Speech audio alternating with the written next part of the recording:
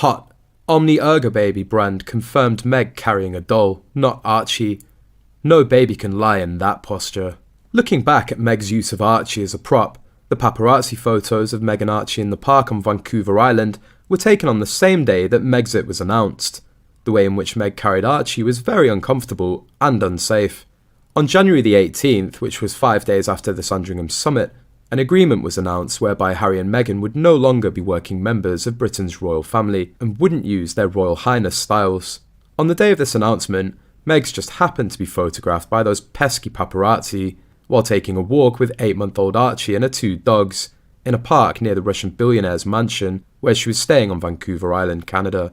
The way in which she was carrying this poor child in an Ergobaby Omni 360 baby carrier was not only incredibly uncomfortable for the baby, but also unsafe.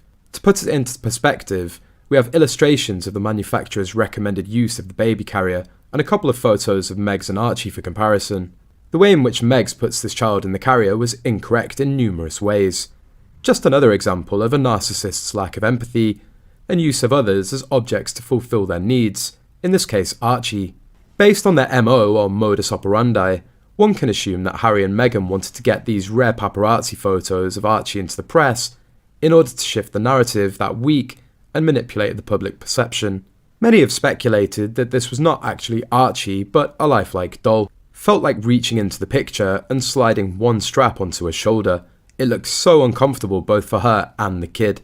I've used Ergobaby before, and this is the crappiest positioning I've ever seen. The truth is that we contacted the same brand and got a response from that company's main email, which confirmed that the mother was wearing the sling in a dangerously wrong position. No child can lie in that position for more than 10 seconds. Surely he'll be upset and burst into tears. Look at the straps on the Archie's being carried incorrectly photo. There's no weight on her shoulders. That's billed as at least a 25-pound child.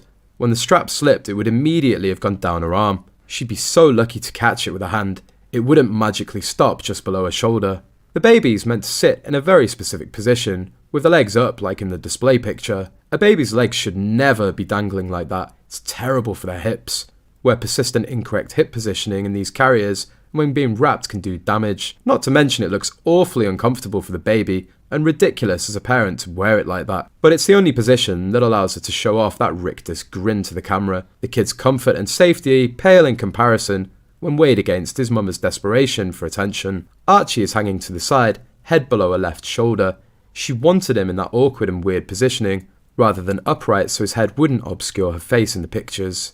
If you look at other pictures of that walk, you'll see her bodyguards just strolling nonchalantly behind her. If she'd really been surprised by a strange man jumping out of the bushes, shouldn't they have been in front of her, waving him away? She knew the paps were there and was so delighted and pleasantly surprised to see them. I find that terribly creepy and weird, yet in the documentary she complains about her privacy. What a load of crap.